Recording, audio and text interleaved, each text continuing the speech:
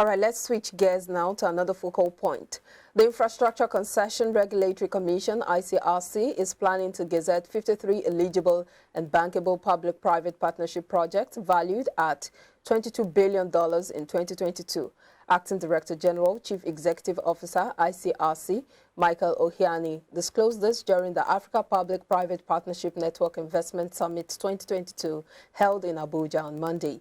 As of May 2022, there are 77 post-contract PPP projects under implementation at the ICRC project disclosure portal.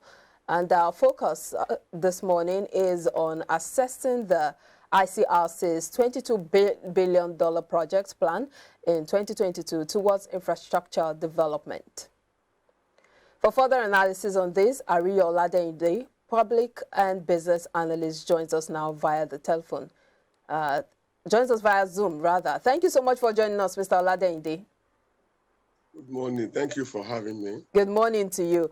Now, the ICRC is planning to gazette 53 eligible and bankable public-private partnership projects valued at $22 billion in 2022. But there was no mention of the details of these projects or the intricacies of how they would be implemented. Do you have any idea? Can you run us through the modalities of how these projects would run? Well, you see, when we say that those who are in charge of the affairs of government in Nigeria do not love Nigeria, people wonder why. To start with, how do you begin to evaluate projects in dollar? What happens to our Naira? These are ways they derogate the Naira. These are the ways they make us not to have confidence in our currency. And it's unfortunate. I don't see America, the real owners of the dollar, for whatever reason, nationalizing their projects. But here we are. We easily dollarize projects. But isn't that obvious, Mr. Oladeyinde, the fact that the Naira has greatly lost value and most of the exchange or the, trade transactions we do are usually in the dollar, currency? Yeah. Who weakened the Naira? Is it me? Is it you? The same people that introduced policies that could not sustain our currency got us to where we are. And when we say that the misbehavior of the living makes us to have sweet memories of the dead, all the programs they are running are now, ICP, RC, or whatever. Don't we still have our ministries of works and housing, Ministry of Transport, and all the others that were put in there for just to carry out these same functions? Now, those ones have been pushed aside to create room for this pseudo agency that will end up making more noise than delivering action. Imagine giving us opaque figure without details of the makeup of the $22 billion or something. Who does that? These are not the ways to grow or develop any nation. Is the money going to be spent on roads, hospitals, or education infrastructures? We don't know. Just raise the figure, and you want us to go to town and be clapping that you are doing very well. Well, Mr. Oladeyinde, this isn't the first time they would be brandishing figures as to the monies they want to spend on different projects. But the ICRC was set up to superintend and regulate PPP efforts of the federal government with a view to addressing Nigeria's physical infrastructure deficit. And the APPN is targeted at boosting PPP on the continent. But how has the ICRC performed in this regard, especially when it comes to boosting public-private partnership projects? Now, how do you want to assess a body who fails to give details of what covers its assignment year in, year out? I'm glad that you are repeating the same thing, that this is not the first time they will come out brandishing such figures without details. How do we supervise as a people? Because our Commonwealth now is at stake. How do we ensure transparency and accountability with such an opaque way of doing things? And that's my challenge. How are we sure that what is being presented here wasn't part of what they presented before. I mean, what will it cost them to give us the specifics of the projects? Actually, to buttress what you just said, you know, they talked about the fact that in May 2022, as at May 2022, there are 77 post-contract PPP projects under implementation at the ICRC project disclosure portal. Of course, they have these things on the portal, but the shady part of it is what we do not understand, the fact that what do the projects involve and what level have they gotten to in the implementation? Let me tell you, I read the reports in Punch, and I was wondering why, in the first place, Punch will accept to carry this as a news report. Because there are no specifics, 77 roads, okay? From where to where? No, they didn't even mention that they are roads. They just tagged them projects. Okay, so when they say projects, which projects? Hospitals, roads, classrooms, or what? I mean, they just leave us in the limbo. They leave us wondering. And that's why these are the things that make me wonder, because whatever they may be doing now, I can tell you for free that these were part of the things that they mounted way back as MDGs during the Okonjo-Iweala era. And so much money was budgeted and, of course, spent. And Nigerians have nothing, in most cases, to show for it. It has not taken a new dimension that they're just throwing figures at us without telling us the specifics of what they're doing with the money. For how long shall we continue doing this thing this way? We're not helping the country. And it has also gotten so bad that we no longer speak in Naira. We now dollarize our expenditure pattern. But Mr. Oladeyinde, isn't it possible that the problem is the fact that Nigerians are not asking the right questions? That perhaps we're not raising the right questions, you know, putting them on the hot seat and making them answerable to some of these projects and the figures that they keep doling out? Well, what I'm trying to do here is asking those right questions. Because if in any community you are a leader, or maybe in a company, because we're not managing this country for profit. Assuming Nigeria is a company, and then as an MD, you bring before your board and the shareholders at an AGM a budget or projection of what you are doing the next year, and you're just giving them figures without giving them the details. I can assure you that the MD will not leave that place in one bit. They will throw big bats at him. But here we are. Nigerians are so busy struggling to eke out a living. Poverty having been weaponized. Yet, all you hear is dollar. Now it's in billions. But nothing gets back to the people. We're still asking questions that all the foreign loans taken by the federal government for infrastructure development, we cannot see the infrastructures. The few ones that have been mounting, Lagos-Ibadan Expressway, Second Niger Bridge, Abuja, Kaduna, rail, then the rail line from somewhere in the north to Niger Republic. And then we've been asking questions, what is the economic value of that rail line to the Niger Republic? I mean, salient questions there. But the secretary to the state government, the government of the federation rather, Boss Mustafa on his part explained that given the constraint on the public budget for financing the ever-growing infrastructure needs and in keeping with the practice in other nations with similar situations, the federal government has encouraged and supported the strengthening of the framework for the PPP. But let's highlight some of these constraints on the public budget as stated by the SGF. Well, we can only highlight where we have details. Just throwing figures at us keeps us in the dark. And that's my challenge now. And I queried the reason behind these bodies in the first place. Okay, if you think the Minister of Works and Housing, the Minister of Transport, and all the others are not doing their jobs, why not scrap them and save us all the money, the huge sums that goes into paying people there? And if they are not doing well, then you let them go. Alternatively, if they need to be rejigged, you simply do that rather than creating pseudo bodies like this ICPRC or whatever you call them. ICRC. Yes, I mean ICRC. You don't think they are of any relevance to the Nigerian economy? There is no need for them. We have existing structures that could have taken care of all of these things.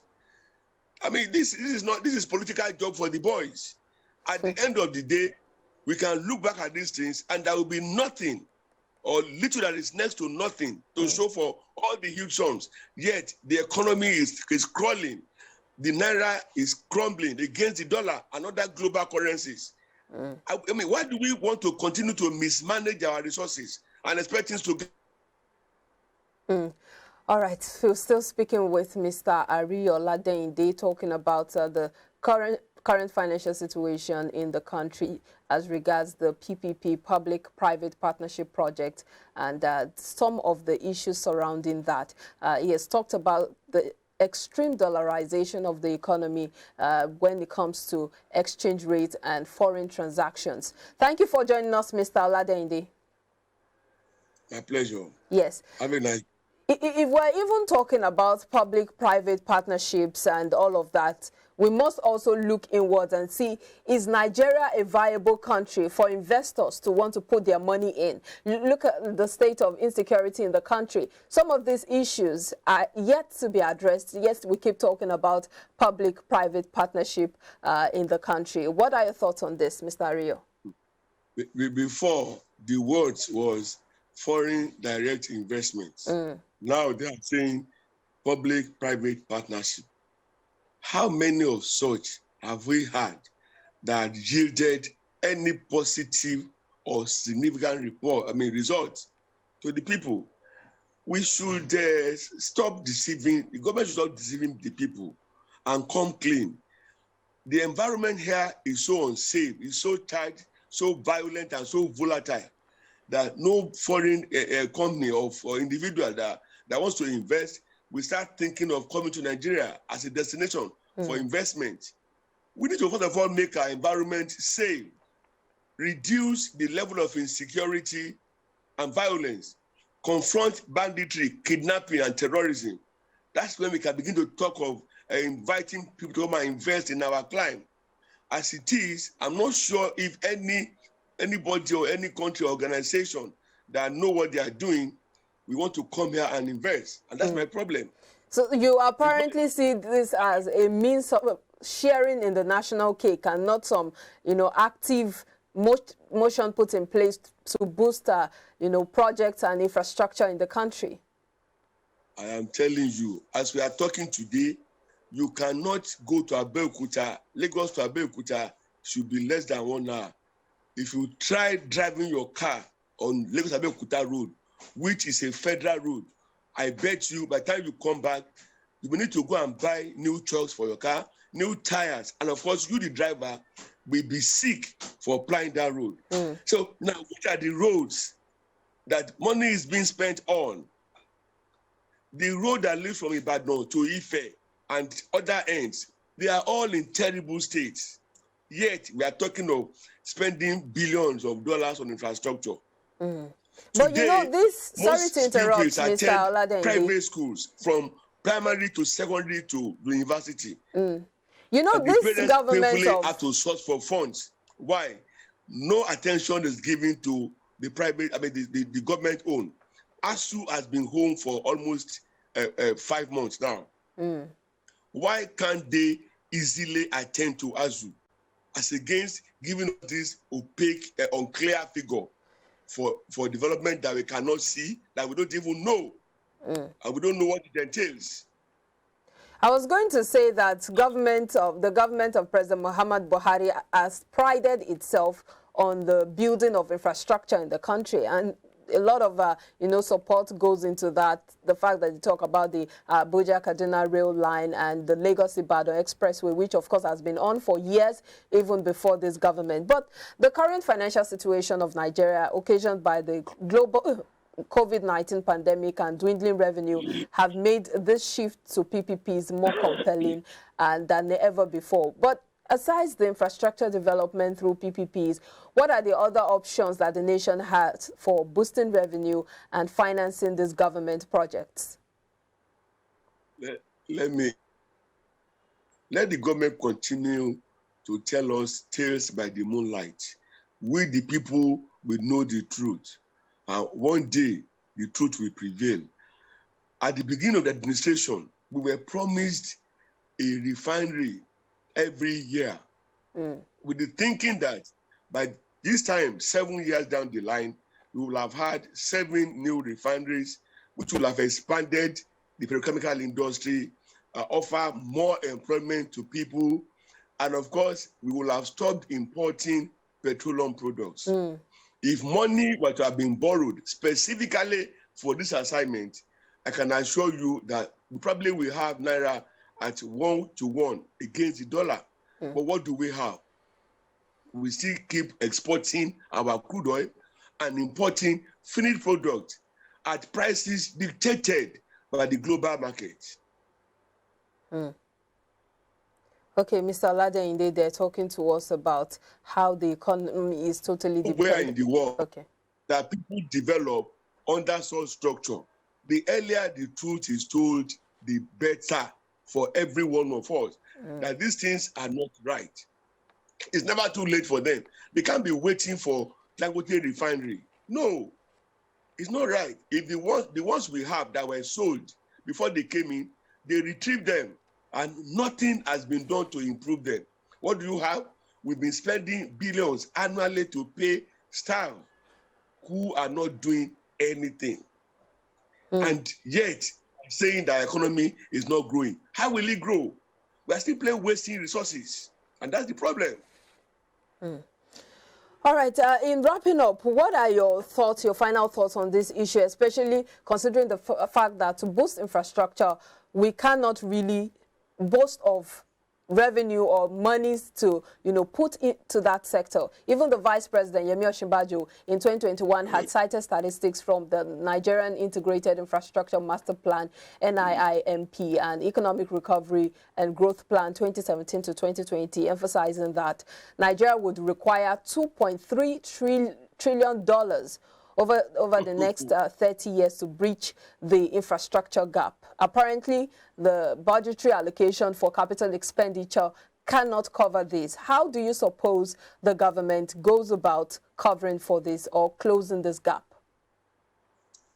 At individual, committee, state, or federal levels, we have never been lacking in terms of beautiful ideas regarding projects.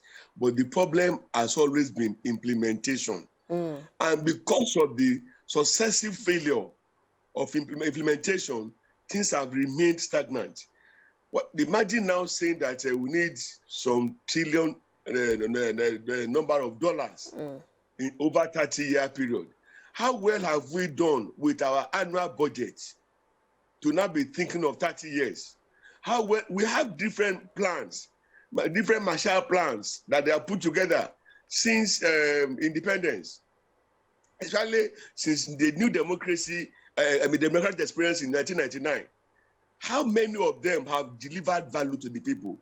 Whereas the monies voted for them, of course, they got wings and flew away.